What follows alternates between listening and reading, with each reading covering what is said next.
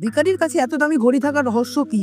একদিনের দোকানদার তার দোকানের সামনে এক ভিখারিকে শুয়ে থাকতে দেখে দোকান খোলার জন্য ভিখারিটিকে ওঠানোর চেষ্টা করে। তখন সে দেখে ভিখারির হাতে কোটি টাকার দামি ঘড়ি। বিষয়টি দেখে লোকটি ঘড়িটি ছিনিয়ে নেওয়ার চেষ্টা করে, কিন্তু সফল হয় না। এরপর ক্ষুব্ধ হয়ে লোকটি ভিখারির পেটে লাথি মেরে তাকে সেখান থেকে উঠিয়ে দেয়। ভিখারি কষ্টের সাথে বলে, বৃষ্টির হাত থেকে বাঁচার জন্য এখানে আশ্রয় নিয়েছিলাম। ভিখারির কথা শুনে লোকটি হঠাৎ মায়ের ভান করে বলে, এসো চা খাও। তবে তার আসল উদ্দেশ্য ছিল ঘড়িটি হাতিয়ে নেওয়া। ভিখারিকে দোকানে নিয়ে গিয়ে সে দোকানের কিছু দামি জিনিস চুপচাপ তার পকেটে ভরে দিয়ে এরপর সে গোপনে পুলিশকে ফোন করে ডাকে। পুলিশের গাড়ি শব্দ শুনে দোকানদার হঠাৎ কাপ ফেলে দিয়ে নিচে জামা কাপড় চিপতে থাকে। হতবাক ভিখারি কিছু বুঝতে পারে না। পুলিশ এসে পৌঁছালে দোকানদার ভিখারিকে চোর বলে অভিযুক্ত করে। পুলিশ ভিখারির তল্লাশি নিয়ে তার কাছ থেকে দামি ঘড়িটি উদ্ধার করে, আর পুলিশগুলো ভিখারির কোনো কথা শুনে না। ঘড়িটি হাতে পেয়ে দোকানদার খুশি হয়ে তার বাবাকে দেখায়। ঘড়িটি দেখে তার বাবা বিস্মিত হয়ে জিজ্ঞাসা করেন, তুমি এটা কোথা থেকে পেলে? ছেলে উত্তরে বলে, এক ভিখারির কাছ থেকে পেয়েছি। তখন তার বাবা স্তব্ধ হয়ে যায় এবং কাপা কণ্ঠে বলে, এটা তো আমার ঘড়ি। তোর যখন ছোটবেলায় ভয়ানক অ্যাক্সিডেন্ট হয়েছিল তখন এক ডাক্তার তোর জীবন বাঁচিয়েছিল। কৃতজ্ঞতায় আমি সেই ডাক্তারকে এই ঘড়িটি উপহার দিয়েছিলাম।